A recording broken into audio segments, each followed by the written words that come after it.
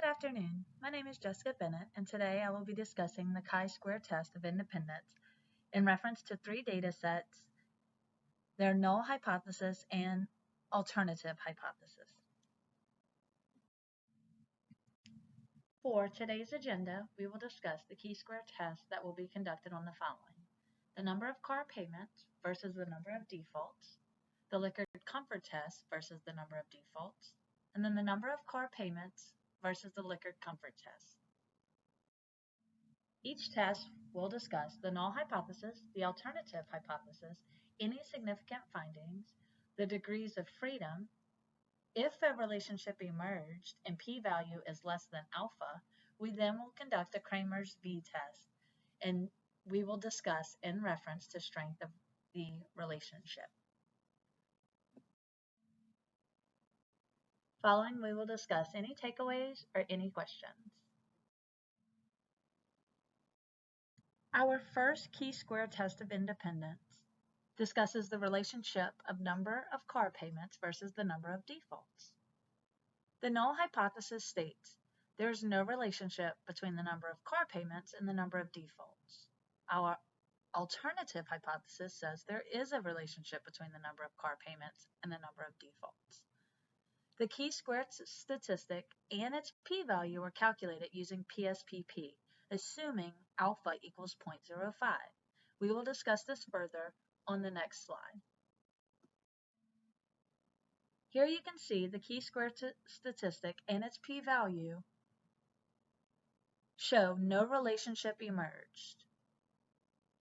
Our degree of freedom equals 6. Our sample size is 150.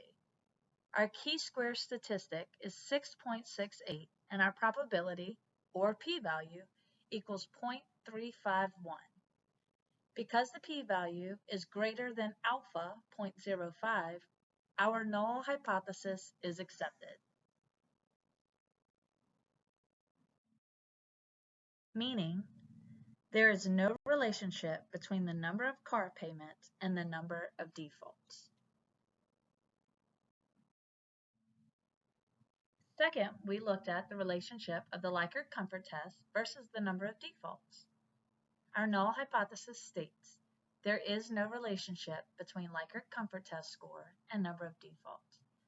Our alternative states there is a relationship between the Likert comfort test and number of defaults.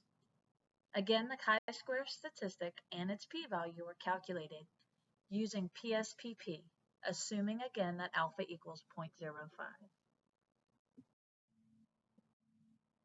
We can see here that our degree of freedom equals 6. Our sample size is 150, and our chi-square value equals 6.68, making our probability value 0.351. This information demonstrates that no relationship emerged. Because our probability value is 0.351 and is greater than alpha of 0.05, again, our null hypothesis is accepted, stating that there is no relationship between the Likert comfort test and the number of defaults.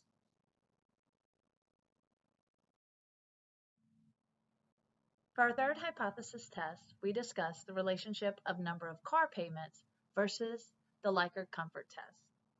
Our null hypothesis states there is no relationship between the number of car payments and the Likert comfort test. Our alternative hypothesis states there is a relationship between the number of car payments and Likert comfort test. Again, the chi-square statistic and its p-value are calculating using the PSPP, assuming alpha equals 0.05. We can see here that a significant relationship emerged. Our degree of freedom equals 9. Our sample size is 150, and our chi-square value equals 450, making our probability value equal 0. With the probability value equaling 0, it is significantly less than the alpha of 0.05. Therefore, our null hypothesis is rejected, and our alternative hypothesis is accepted, stating that there is a relationship between the number of car payments, and the Likert comfort scale. If the p-value is less than 0.05, we then conduct a Cramer's V. This will tell us how strong of a relationship it has when we reject the null hypothesis. We will see the next slide for the Cramer's V interpretation of being perfectly symmetric. The Cramer's V interpretation was conducted on the PSPP. Here we can see that it equals 1.00. When looking at the following table, you see that 1.00 is perfectly symmetric. This is a very rare finding, and the independent variable perfectly predicts the dependent variable. A few takeaways when conducting a chi-square test of independence. It is used to test the independence of each variable. For this test, the variables are categorical. P-values less than alpha result in rejecting the null hypothesis. And when the null hypothesis is rejected, an interpretation of Cramer's V is required to determine the strength of the association between the two variables.